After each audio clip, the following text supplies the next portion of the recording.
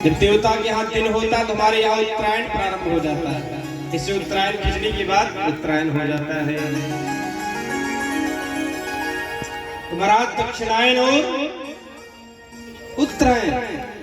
उत्तरायण है।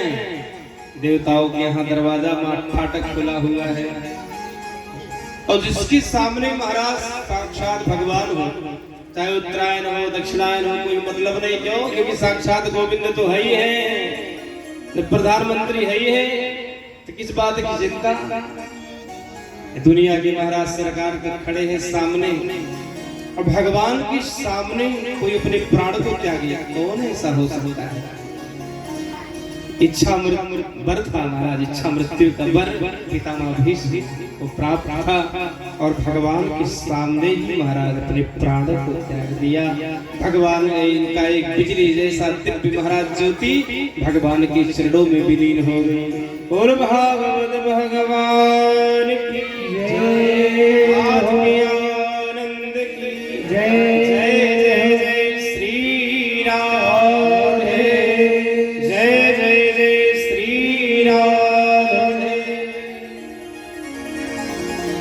अब एक दिन विदुर जी पहुंचे। एक दिन विदुर जी किसके पास? धृतराष्ट्र के पास। विदुर जी बोले, वाह, जिस पांडवों को मारने के लिए आपने अपने कुचक्र रचे, इतने षड्यंत्र रचे, उनके टुकड़ों पर जी रहे हो। जैसे कुत्ता मालिक के पीछे पीछे तुम तो पूछ हिलाता है। शर्म नहीं? आपको लाज नहीं? अरे आप रोटी खाते हो, कैसे आप रोटी खा लेते हो? मैं तो परेशान हूँ। ये आप देख देख करके जिनको मारने के लिए इतनी कुचक्र, उन्हीं के टुकड़ों पर जी रहे। धृतराष्ट्र शर्मिंदा हुआ, बुरी तरीके से महाराज शर्मिंदा कर दिया। विदुर जी ने कहा, राजन, संसार में कोई बच नहीं सकता कि हम बड़े ध्यानी हैं, ज्ञानी हैं तो बच सकते हैं, रात नहीं। बड़े धनवान हैं, बिल्डिंग बनाए हैं, ऊपर रहते हैं, हवाई जहाज से चलते हैं, बच नहीं सकते, खराब नहीं, ऐसा हो ही नहीं सकता। अरे न बचे कोई पंडित वेद पढ़े, न बचे कोई पंडित वेद पढ़े, और न बचे कोई ऊंचे उठाए यटा, और न बचे कोई जंगलवास किए, और न बचे कोई शीश बढ़ाए जटा। दिन चार छला बलयो तुलसी, नर नाहक की ठाठ ठठा। भला जो चाहो सिया राम भजो, नहीं आन सवेरे काल डटा। जो आया है काल के गाल में समाया है, आपको भी समाना पड़ेगा। इसलिए राजन हमारे साथ विदुर जी के साथ महाराज धृतराष्ट्र जी गंधारी की चल देते। भीमसेन सुबह भोजने लगे, क्योंकि सबसे पहले भीमसेन आते थे, स्नान करवाते थे, अपने हाथ से भोजन करवाते थे। भीमसेन बहुत रोए, पांचों भैया बहुत रोए। तुम्बरुम गंधर्व के साथ देवर्षि नारद जी प्रकट हो गए। बोले, भैया विदुर जैसे महात्मा का संग मिल गया है, इनका भी कल्याण हो गया। ऐसे महाराज धृतराष्ट्र का भी कल्याण नाम की महिमा से, गान की महिमा से, संत के सानिध्य से महाराज। क्योंकि विदुर ऐसे नहीं, धर्मात्मा थे, धर्म थे, और जहां धर्म होगा वहां अमंगल हो ही नहीं सकता। गोस्वामी तुलसीदास जी लिखते हैं, कहीं चला विभीषण जब आयु हीन, भय सब तब ही। कहीं चला विभीषण जब ही, कहीं चला विभीषण जब ही, आयुहीन भय सब। क्योंकि विभीषण जैसे धर्मात्मा धर्म लंका में है, तब तक लंका सुरक्षित। और जिस दिन विभीषण जी लंका से चले आए रामादल गोविंद राम जी के पास, अस कहे चला विभीषण जब ही, आयुहीन भय सब। क्योंकि वहां धर्म नहीं है, धर्म तो निकल गया। और रक्षा धर्म ही करता है, धर्मो रक्षत रक्षिता यतो धर्मः ततो जयः। सत्य बोलने वाले, सत्य के रास्ते पे चलने वाले का सिर कभी झुकता नहीं है। गरीब हो, निर्धन हो, कंबलशाली हो, ठीक है, लेकिन आंखों में एक चमकते हैं। बोलो भक्त वत्सल भगवान आज की आनंद की जय। समय आने पर महाराज उत्तरा की गर्भ गुहा से एक बेटा है जिनका नाम परीक्षित पड़ गया। क्यों? अब तो महाराज जब इनका जन्म हुआ, परीक्षित जी टुकुर टुकुर सबको देखते, भैया हमारे मातृ गर्भ गुहा में मेरी रक्षा करने वाला और 4 हाथ वाला कहाँ है, वो चक्र सुदर्शन वाला कौन है? तो सबको टुकुर टुकुर देखते, सबको टुकुर टुकुर। इसलिए परितः इक्षति, किसको देखता है, इसलिए इनका नाम परीक्षित पड़ गया। बोलो परीक्षित महाराज की जय। सबको टुकुर टुकुर देखते थे, इसलिए इनका नाम परीक्षित पड़ा। महाराज 5 पांडव बड़े हुए, परीक्षित जी सत्ता का भार दिया, राजा बना दिया, स्वर्गारोहण करते हुए 5 पांडव स्वर्ग गए। अब तो महाराज राजा धीराज परीक्षित जी बन गए। डंका बजने लगा क्योंकि बड़े प्रतापी राजा धीराज परीक्षित जी। ब्राह्मण प्रसन्न है, गदगद है, और दवा से ज्यादा दुआ लगता है।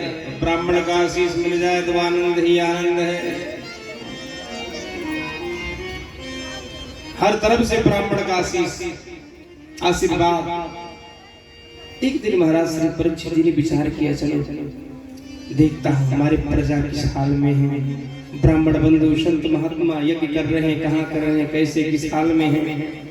तो संत महात्मा ब्राह्मणों से मिलते मिलते मिलते प्रजाओं के यहाँ जाकर सबसे मिलते जुलते जा रहे हैं। उन्होंने एक अटपटा दृश्य देखा। एक काला कलुटा आदमी बछड़े को गैया को पीट रहा है। बोले हमारे राज्य में हमारे गोविंद चले गए तो क्या हुआ? हमारे राज्य में बछड़ा पर गैया पर अत्याचार, इतना अत्याचार। महाराज दौड़ करके परीक्षित जी आए, ब्यान से तलवार निकाल लिया। चमचमाती हुई तलवार को देख करके महाराज काला काला जो आदमी था गिड़गिड़ाया, दीनहीन हो गया। और राजा का धर्म है दीनवत् शरणं गतः। कोई दीनहीन होकर के आपके शरण में आता है तो आप उसे छोड़ दीजिए, क्षमा कर दीजिए। परीक्षित जी ने कहा भैया कौन हो आप? उसने कहा महाराज कलयुग मेरा सत्ता आने वाला, मेरा राज्य आने वाला है, शायद आपको मालूम नहीं है, मेरा साम्राज्य आने वाला है। परीक्षित जी ने कहा मेरे राज्य में आप गैया पर अत्याचार, बछड़ा पर अत्याचार करोगे? क्योंकि गैया और महाराज बछड़ा की आवाज को सुन करके इनके शब्द शैली को जान गए कि ये साक्षात धरणी है और बछड़ा कोई और नहीं, धर्म है जो एक पैर से चल रहा है। 3 पैर लुप्त हो गए, ये क्या है? 4 पैर, धर्म की 4 पैर। तपः शौच दया दानम, तपः शौच दया दान, लेकिन तपः शौच दया 3 लुप्त हो गया कलिकाल में। धर्म एक पैर से चल रहा हो, दान, केवल दान एक पैर से। परीक्षित जी ने सोचा एक पैर से कैसे चल रहा है? कलयुग में धर्म एक पैर से, दान बचा हुआ है, तप कहाँ बचा है, शौच कहाँ बचा है, दया कहाँ बचा है, ये सब लुप्त हो गए कलिकाल में एक पैर से दान। महाराज गिड़गिड़ाता हुआ दीनहीन होकर के हाथ जोड़ लिया, प्रभु आपका साम्राज्य हर जगह देख रहे हैं, हम तो ठिकाना कुछ चाहिए। महाराज आपकी शरण में आया हूँ, 4 स्थान दे दिए जहां पर जुआड़ी रहते, जहां पर लंपट पुरुष रहते, जहां पर हिंसा, जहां पर वैसे 4 बोला महाराज 4 स्थान, सब कोड़े कबाड़े उसमें भरे हुए हैं, आनंद नहीं है, कोई सुंदर सा स्थान दे देते। भगवान ने कहा भैया तेरे राज्य की महिमा क्या है, तेरे युग की महिमा क्या है, पहले बता। बोला महाराज मेरी योगी की यो महिमा है, नाम संकीर्तनम यस्य श्रवपा प्रणासनम यत्फलं नास्ति तपसा न योगेन समाधिना तत्फलं लभते सम्यक् कीर्तना। यत्फलं नास्ति तपसा न योगेन समाधिना, किसी का महत्व नहीं तब बोले नाम संकीर्तन, एक बार नाम लेगा जो तत्फलं लभते सम्यक् कीर्तना। एक बार जो गोविंद का नाम ले लेगा, राम का नाम ले लेगा, वो भव से पार हो जाएगा। हो गए भव से पार लेकर नाम तेरा, हो लेकर नाम तेरा। गोविंद का एक बार नाम ले लेगा वो भव से पार हो जाएगा। अब तो महाराज जब नाम की महिमा सुनी तो परीक्षित जी पिघल गए, प्रसन्न हो गए। अब बोला महाराज एक स्थान सुंदर सा दे देते, एक सोना पे दे देते तो आनंद दे। महाराज गुड़ों पर रीझे हुए थे और दे दिया, जाओ 5वां स्थान तेरा सोना में। अब जब सोना में स्थान पाया तो एकदम प्रसन्न प्रमुदित हो गया। बोला वाह आनंद ही आनंद। जैसे घर में महाराज को चाहे जो कूड़े कबाड़े भरे, एक तो सुंदर अतिथि गृह चाहिए, ड्राइंग रूम अच्छा होना चाहिए। कोई गेस्ट आ जाए प्रेम से बैठा है, अतिथि आ जाए तो सही से बैठा तो सके। रीझ गया, प्रसन्न हो गया, स्वर्ण स्थान पाया है। परीक्षित जी चले आए। अब परीक्षित जी ने देखा एक सुंदर मुकुट। और किसका मुकुट वो है? जरासंध का मुकुट। भीमसेन जरासंध को मार करके एक सुंदर मुकुट लेकर आए थे। जरासंध 20,000 राजाओं को कैद कर दिया और जिनके पास मणि था सभी मणि को महाराज एकत्र करके एक दिव्य महाराज मुकुट बनवाया था। तो तमाम राजाओं का हाय लगा हुआ है उस मुकुट में। जहाँ हाय वही कलिकाल का वासना, दूसरी की संपत्ति है, कलयुग का वासना है, अपना तो है नहीं महाराज। चमचमाती हुई मुकुट को धारण कर बुद्धि पलट गई। महान राजा, तपस्वी योगी राजा, तपस्वी होते हुए, मनुष्य होते हुए संध्या स्नान करने वाले परीक्षित जी थे। लेकिन महाराज हाय ऐसा चीज है कि हरे भरे पेड़ भी सूख जाते हैं। नाराम करे किसी का हाय लग जाए। पहन करके जब निकले महाराज तो इनके अंदर विकार, द्वेष, ईर्ष्या ये सब भरने लगा। शिकार खेलते खेलते महाराज जी प्यास से पीड़ित हो गए, प्यास। और देखिए एक महाराज महात्मा की कुटिया, महात्मा की कुटिया में आए। महात्मा का नाम था समीक। समीक ऋषि के महाराज कुटिया में आए। समीक जी भगवान के ध्यान में, अर्चन बंदन में मस्त थे, समाधि लगी हुई थी। इसने सोचा मरसा समाधि, झूठ मूठ का समाधि लेकर बैठ गया है, क्योंकि राजा भगवान होता है और राजा आ जाए तो उसका आदर करना पड़ेगा। इसलिए झूठ मूठ का समाधि लेकर के पाखंडी बैठ गया। अभी मजा में चुका था। अर्जुन का महाराज वही गांडीव, उसी गांडीव से महाराज धनुष से एक मारा हुआ सर्प था और ला करके महाराज महात्मा के गले में डाल दिया। लेकिन महाराज जी की समाधि असली है। संत को असली भी समझना नहीं चाहिए। असली समझ जाओगे तब भी महाराज खतरा ही खतरा। भानु प्रताप ने महाराज असली समझ लिया, संत को खतरा ही खतरा। और नकली भी समझ लोगे तब भी खतरा, क्योंकि संत को कोई पहचान नहीं पाता।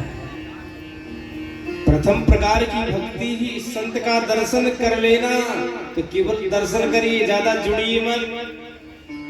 भाई संत में बहुत बहुरूपिया भी घूम रहे हैं संत के भेष में। और कभी कभी असला संत होता हम लोग पहचान नहीं पाते, क्योंकि असला जो संत होता है ऊट पटांग रहता है, ना पीताम्बरी होगा, हमारा तन पे कुछ होगा। एक रोटी पाया तो पाया नहीं, जय सिया राम हो, सचमुच संत है। क्योंकि नाचेंद्रिय सुखम की चिन्ह ना चक्रवर्ती ना सुखमस्ति विरक्तस्य मुनिरेकांत जीविना। जो एकांत में मोह माया को छोड़ करके भगवत भजन कर रहा है वही तो संत है। संत को पहचानना बड़ा कठिन है, इसलिए संत को असली मत समझो न नकली समझो। मिल जाए जय सिया राम बस हो गया। लेकिन महाराज झूठ मूठ का समाधि लेकर बैठा है संत नहीं है। ला करके महाराज गले में जब सर्प लपेट दिया, मरा हुआ सर्प, इनके पुत्र समेक ऋषि के पुत्र श्रृंगी ऋषि छोटे छोटे वो भी बालक थे। छोटे बालकों ने आकर बताया तेरे पिता के गले में परीक्षित जी ने मरा हुआ सर्प लपेट दिया। अब तो महाराज छोटे से बालक तो क्रोधाग्नि क्रोध के ज्वालाओं से झुलस लगे। क्या परीक्षित स्वयं ऐसा किया है?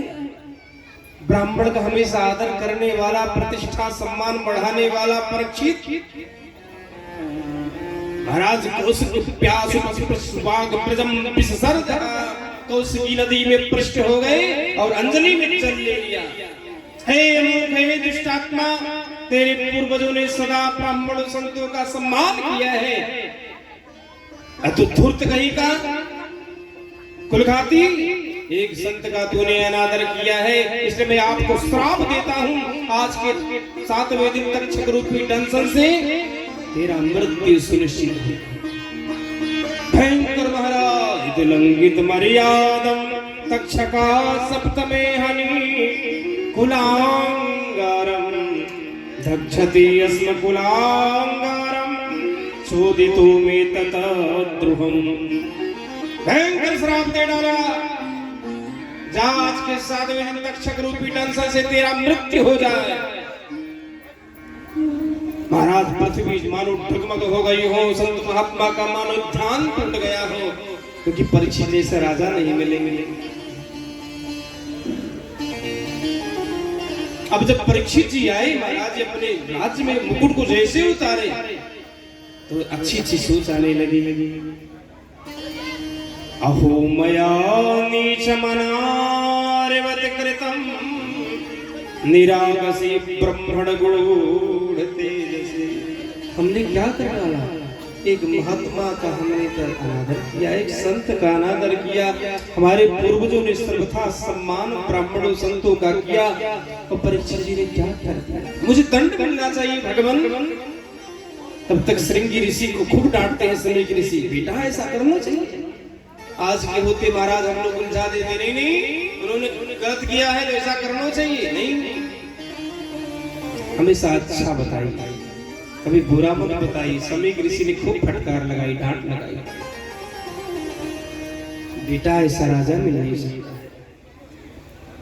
दूत लोग को भेज दिया। जब दूत लोग आए, भगवान आपको श्राप लगा है, समेक ऋषि के पुत्र ने श्राप दे डाला है। आज के 7वें दिन तक्षक रूपी दंशन से आपकी मृत्यु सुनिश्चित है। आप कुछ उपाय करें। समेक ऋषि ने मुझे भेजा है। दौड़ करके दूतों के चरण को पकड़ लिया। मुझे तो मिलना चाहिए, तो प्रसाद। उस श्राप को प्रसाद समझ करके परीक्षित जी ने धारण कर लिया। ये प्रसाद है, मुझे दंड मिलना ही था, मिल गया। ये तो गोविंद ने मुझे दिया है। ऐसे राजा, ऐसे क्षत्रिय महाराज। अब आज भी सम्मान ऐसे ऐसे क्षत्रिय हैं जो ब्राह्मणों का सम्मान प्रतिष्ठा कर रहे हैं और मिलाप भी होना चाहिए। बोलो गोविंद भगवान जय। आज की आनंद जय जय जय जय श्री राम। महाराज प्रयागराज गंगा के किनारे पहुंच गए परीक्षित जी। बड़े बड़े ऋषि हैं, अत्रि वशिष्ठ चौवेदा सरद्वा नरष्टनेमि भृगुरंगरासस पराशर गात्सु मृगंडपुत्रा। बड़े बड़े महाराज ऋषि आए। कोई अपना कुछ बता रहा है, ऐसे करना चाहिए, वैसे करना चाहिए। अब जितने डॉक्टर होंगे अपने मति के अनुसार बताएंगे, अपने बुद्धि के अनुसार सब बताएंगे। व्रत योग उपासना ध्यान अर्चन बंदन सब बताने लगे। जब महाराज अश्वत्थामा ने ब्रह्मास्त्र छोड़ा था तो भगवान बचाने के लिए गए थे। अब आज जब श्रृंगी ऋषि ने वागव्रत छोड़ा है, श्राप दिया है, तो भगवान श्री सुखदेव जी महाराज जी के रूप में तत्र भवद भगवान व्यास पुत्र, कोई और नहीं श्री सुखदेव के रूप में भगवान साक्षात परीक्षित जी के पास पहुंच गए हैं। बोलो सुखदेव भगवान की जय, आज की आनंद की जय हो। तत्र भगवद भगवान व्यास पुत्र, जब श्री सुखदेव जी महाराज जी जा रहे थे ना, देख करके सुंदरियां पागल हो गई। ऐसे सुखोण सोर से 16 वर्ष के हैं, घुघराले बाल है, प्रलंब बाहु विकीर्ण नेत्रम, बड़े महाराज के नेत्र हैं, बाहु उनकी भुजाएं मोटी मोटी, बलवान सुदृढ़ है, 16 वर्ष के हैं, एकदम नग्न धड़क है। तो देवियां हमारी बड़ी खतरनाक, कई देवी, अरे महाराज जी नंगे बाबा थोड़ा सा हाथ देख लो। छोटे छोटे बालक जो पीछे लग गए, अरे नंगा बाबा जा रहा है भैया, नंगा बाबा जा रहा है। और जब परीक्षित जी के पास पहुंचे तो बड़े बड़े ऋषि सब उठने लगे सुखदेव जी महाराज जी को देख करके। अब जितने नर नारी वहाँ छोटे छोटे बालक सब भागे, और श्री सुखदेव जी महाराज जी का आदर होने लगा, वंदन होने लगा। श्री परीक्षित जी महाराज उठ करके साष्टांग दंडोत किया है। बोलो सुखदेव भगवान की, गंगा मैया प्रयागराज गंगा के किनारे महाराज अच्छे वट के नीचे श्री सुखदेव जी महाराज जी का आगमन हुआ है। श्री राम जय राम जय जय राम, श्री राम जय राम, श्री राम जय राम जय जय राम, श्री राम जय राम, श्री राम जय राम जय जय राम।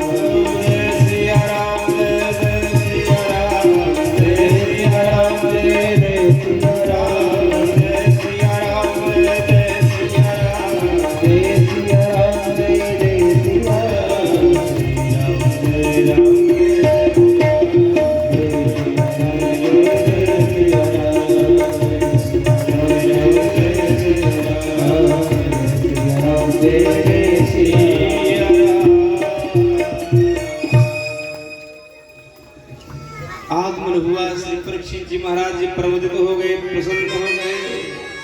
क्यों? क्योंकि परीक्षित जी महाराज जी के हृदय में कोई कपट नहीं है, ईर्ष्या नहीं है, द्वेष नहीं है, इसलिए भगवान बचाने के लिए स्वयं प्रकट हो गए।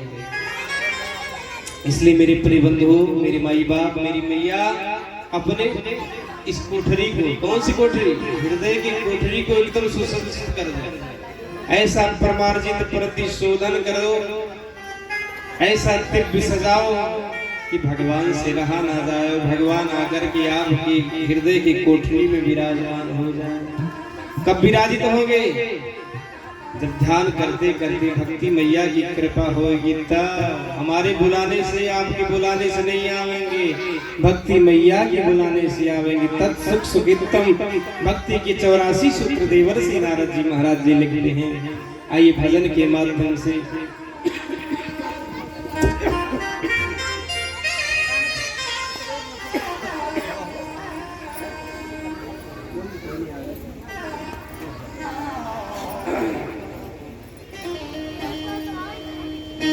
कैसे आएंगे भगवान, हो कैसे आएंगे भगवान।